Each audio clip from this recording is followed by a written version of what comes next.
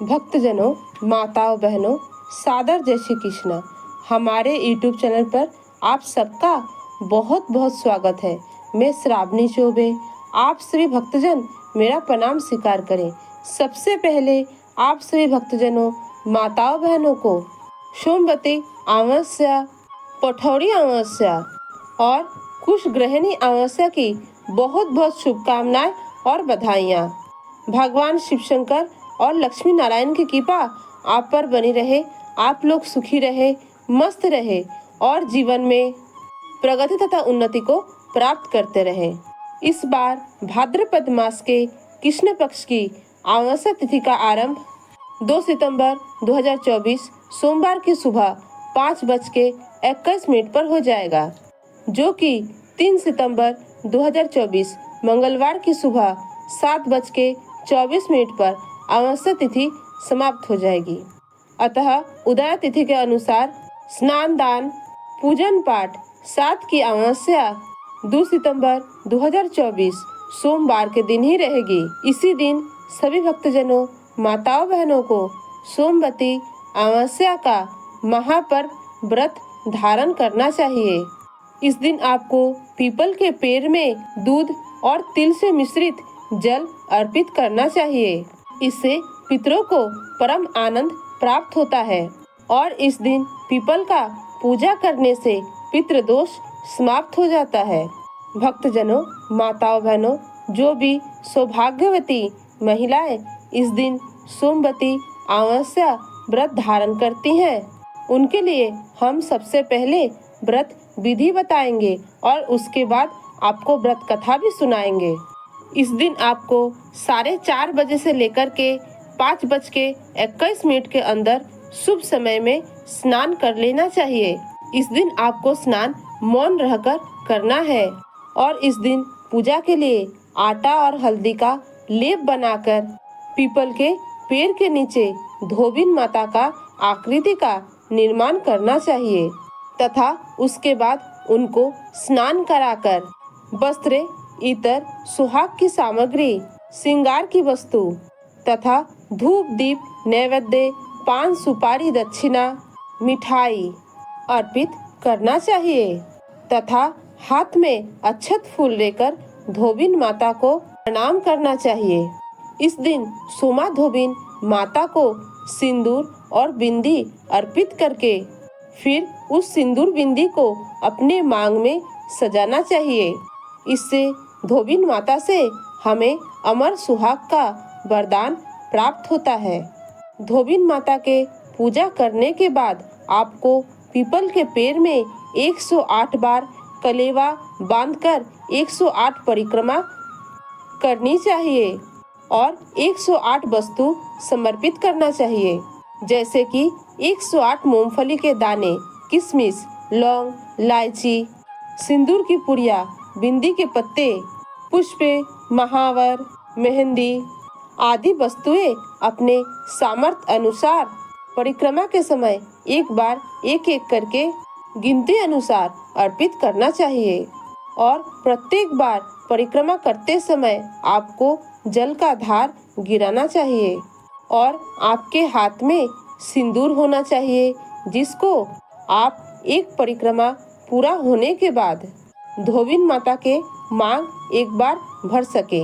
ऐसे ही आपको 108 परिक्रमा करना है और परिक्रमा के दौरान आपको मौन रहना है और मन ही मन ओम नमः शिवाय या ओम पीपलाय देवाय नमः इस मंत्र का उच्चारण करना चाहिए और परिक्रमा पूरी होने के बाद धोबिन माता को धूप दीप दिखाकर उनकी आशीर्वाद प्राप्त करना चाहिए और पीपल के पेड़ को, जिसमें भगवान विष्णु का स्वयं वास है, उनको भी प्रणाम करना चाहिए।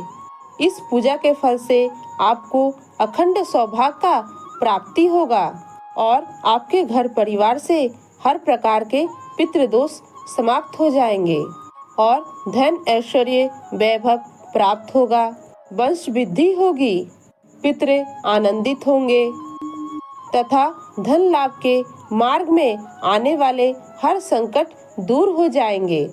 इस दिन आपको भगवान शिव शंकर की विशेष पूजा पाठ करना चाहिए और उनका अभिषेक महामृत्युंजय मंत्र के जाप के साथ करना चाहिए।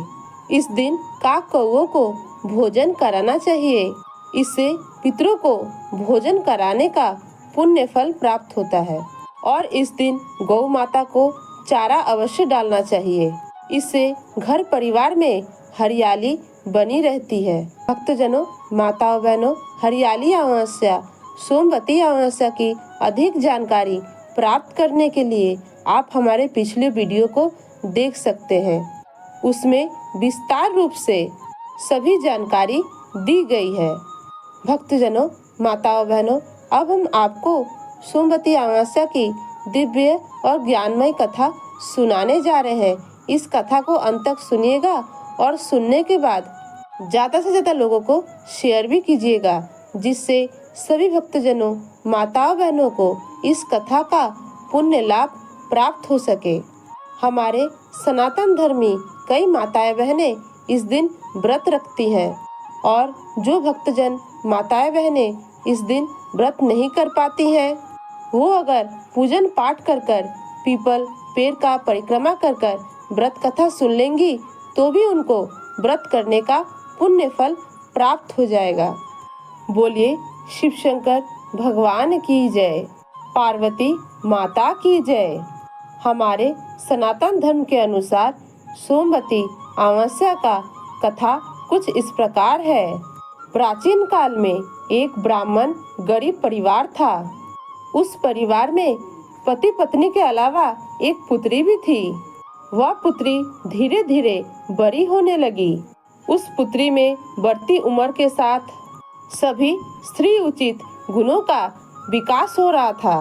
वह लड़की सुंदर, संस्कारी और गुणवान थी, किंतु गरीब होने के कारण उसका विवाह नहीं हो पा रहा था।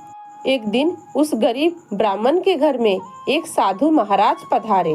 वह उस कन्या के सेवा भाव से बहुत प्रसन्न हुए।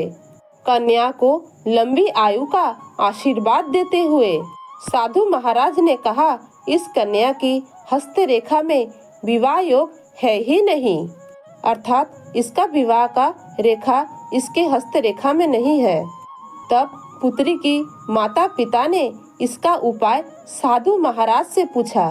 उन्होंने हाथ जोड़कर साधु महाराज से पूछा, ऐसा कौन सा उपाय किया जाए जिससे इस पुत्री का विवाह योग बन जाए। साधु महाराज ने कुछ देर चिंतन करने के बाद अपने अंतर्दृष्टि से ध्यान करके बताया, यहाँ से कुछ दूरी पर एक सोमा नामक धोबिन अपने पति, बेटे और बहू के साथ निवास करती है और वो बहुत ही आचारवान, विचारवान, संस्कारवान और पतिव्रता है, अर्थात वो पति परायण है, पति का सेवा करती है और पति को ही अपना देवता मानती है। और साथ ही वो सोमवती अमावस्या का व्रत करती है और सोमवती अमावस्या के दिन पीपल का पूजन करती है, तुलसी का पूजन करती है। पीपल और तुलसी की पूजा करने से उसके अंदर असीम पुण्य और शक्ति प्राप्त हो चुकी है।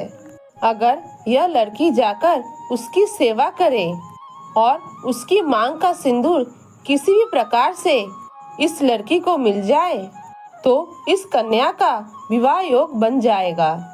और अगर इसके भाग्य में विवाह का योग नहीं है, वैधव्य योग है, तो भी वो समाप्त हो जाएगा। साधु ने यह भी बताया कि वह महिला कहीं आती जाती नहीं है। इस बात को सुनकर ब्राह्मणी ने अपने पुत्री से सोमा धोबनी की सेवा करने की बात कही। अगले दिन सुबह जल्दी उठकर सोमा धोबिन के घर जाकर घर की साफ सफाई और अन्य सारे कार्य कर जल्दी घर लौट आती। एक दिन सोमा धोबिन अपने बहू से पूछती है, तुम कितनी सुबह उठकर सारे काम कर लेती हो और पता भी नहीं चलता है। तब बहू ने कहा, काम कहाँ माँ जी, मैंने तो सोचा आप सुबह उठकर घर के सारे काम जल्दी समाप्त कर लेती हो। मैं तो देर से उठती हूँ। इस पर दोनों सास बहू निगरानी करने लगी कि कौन ऐसा व्यक्ति है जो सुबह घर के सारे काम करके चला जाता है। कई दिन तक निगरानी करने पर धोबिन ने देखा कि एक कुंवारी कन्या उसके घर पर अंधेरे के समय आती है और सारे काम करने के बाद वापस चली जाती है। और जब वो सारे काम करके जाने लगी तब सोमा धोबिन उसके पैरों पर गिर पड़ी। तब सोमा धोबिन ने पूछा, आप कौन हो और इस प्रकार छुप करके हमारी घर की चाकरी क्यों कर रही हो? तब ब्राह्मण की पुत्री ने साधु महाराज की कही सारी बातें सोमा धोबिन को बताई। सोमा धोबिन पति परायण थी, उसमें बहुत तेज था और वो अपने मांग का सिंदूर ब्राह्मण की पुत्री को देने के लिए तैयार हो गई। उस समय सोमा धोबिन की पति का स्वास्थ्य कुछ खराब था, वो अस्वस्थ थे। उसने अपने बहू को लौट के आने तक घर पर रहने को कहा। सोमा धोबिन ने जैसे ही अपने मांग का सिंदूर उस कन्या के मांग में लगाया, वैसे ही सोमा धोबिन की पति की मृत्यु हो गई और सोमा धोबिन को इस बात का पता चल गया। वो निर्जल और निराहार घर से चली गई कि रास्ते में कहीं पर पीपल का पेड़ मिलेगा और उसका परिक्रमा देकर ही मैं जल ग्रहण करूंगी। और संयोगवश उस दिन सोमवती अमावस्या थी। ब्राह्मण के घर मिले पकवानों की जगह उसने ईंट के टुकड़ों से 108 परिक्रमा पूरी कर ली और उसके बाद जल ग्रहण किया और ऐसा करते ही धोबिन का पति जीवित हो गया।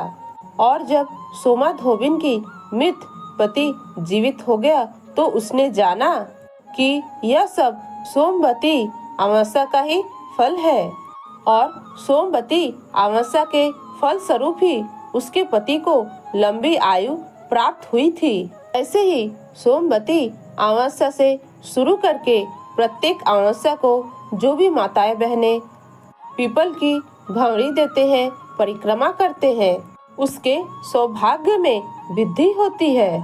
पीपल के पेड़ में सभी देवी देवताओं का वास होता है, इसलिए जो भी व्यक्ति माताएं बहनें हर अमावस्या को परिक्रमा ना दे सके, ना कर सके, वो अगर केवल सोमवती अमावस्या के दिन भंवरी दे करके परिक्रमा करके सोमा धोबिन तथा गौरी गणेश का पूजन करता है, भगवान शिव जी का पूजन करता है, उसे अखंड सौभाग्य की प्राप्ति होती है। सोमवती अमावस्या के दिन 108 वस्तुओं से भंवरी दे करके परिक्रमा करके उस वस्तु को ब्राह्मण, ब्राह्मणी, ननद तथा ननद की बेटी को दान कर देना चाहिए। इस दिन आप पेड़ों की पूजा करें और पेड़ों की रक्षा का वचन लें, क्योंकि हरियाली अमावस्या है। और परिक्रमा शुरू करने से पहले 108 परिक्रमा करने की संकल्प अवश्य धारण करें। जो भी भक्तजन माताएं बहनें अपने घर परिवार से पितृदोष समाप्त करना चाहते हैं, उन्हें इस दिन एक पेड़ पितरों के नाम अवश्य रोपण करना चाहिए, अर्थात वृक्षारोपण करना चाहिए, पेड़ लगाना चाहिए। इससे पितृदोष समाप्त हो जाता है और इस दिन पेड़ लगाने से उसके जीवन में कोई प्रकार की संकट, दुविधा, दुख नहीं आता है। अब हम आपको सोमवती अमावस्या की दूसरी पौराणिक कथा सुनाने जा रहे हैं। इस कथा को भी ध्यान पूर्वक सुनिएगा। प्राचीन समय में एक परिवार में 7 भाई थे और सभी का विवाह हो चुका था और सभी के छोटे छोटे बच्चे भी थे। परिवार की सलामती के लिए 7 बहुएं पिठोरी अमावस्या की व्रत रखना चाहती थी, पूजन पाठ करना चाहती थी, किंतु जैसे ही पहले साल बड़े भाई के पत्नी ने व्रत रखा तो उनकी बेटे की मृत्यु हो गई और दूसरे साल और एक बेटे की मृत्यु हो गई और 7वें साल भी ऐसा ही हुआ। तो इस बार बड़े भाई के पत्नी ने अपने मित्र पुत्र का सब कहीं पर छिपा दिया। उस समय गांव की कुल देवी माँ गांव की रक्षा के लिए पहरा दे रही थी। जब उन्होंने इस दुखी माँ को देखा तो उनका दुख का कारण जानना चाहिए। बड़े भाई के पत्नी ने सारा किस्सा देवी बोलेरम्मा को सुनाया और देवी बोलेरम्मा को उस पर दया आ गई और देवी बोलेरम्मा ने उससे कहा कि वह सभी स्थानों पर हल्दी छिड़क दे जहाँ जहाँ उनके बेटों का अंतिम संस्कार हुआ है। तब बड़े भाई के पत्नी ने ऐसा ही किया और जब यह सब कार्य करके बड़े भाई के पत्नी घर को लौटी तो अपने 7 पुत्रों को जीवित पाया तो उसकी खुशी का ठिकाना ना रहा और तब से उस गांव की सारी माताएं बहनें अपनी पति तथा पुत्र की लंबी आयु के लिए पिठौरी अमावस्या, हरियाली अमावस्या, सोमवती अमावस्या, कुश ग्रहणी अमावस्या की व्रत पालन करने लगी और आज के दिन इस कथा को सुना और पढ़ा जाता है। इससे पुण्य फल की प्राप्ति होती है। उत्तर भारत में यह अमावस्या पिठौरी अमावस्या, सोमवती अमावस्या, कुश ग्रहणी अमावस्या के नाम से प्रचलित है और माता दुर्गा की आराधना करके मनाया जाता है। और दक्षिण भारत में यह अमावस्या या त्योहार पोला अमावस्या, पिठौरा अमावस्या के रूप में माँ पोलेरम्मा जने जो कि माँ दुर्गा का ही एक रूप माना जाता है, उनकी पूजा अर्चना के साथ मनाने की परंपरा होती है। भक्तजनों, माताओं बहनों, सोमवती अमावस्या की यह दिव्य और ज्ञानमय कथा यहीं पर समाप्त होती है। आप लोग इस कथा को अंत तक सुने इसलिए बहुत बहुत धन्यवाद। और अगर आपको हमारी वीडियो अच्छी लगती हो तो एक लाइक अवश्य करें और हमारे चैनल को सब्सक्राइब भी करें। इस बहन बेटी भाभी का साथ दीजिए, आगे बढ़ने का एक मौका अवश्य दीजिए। मिलते हैं कोई नए वीडियो में, तब तक के लिए सादर जय श्री कृष्णा, सादर धन्यवाद। जय राम जी की।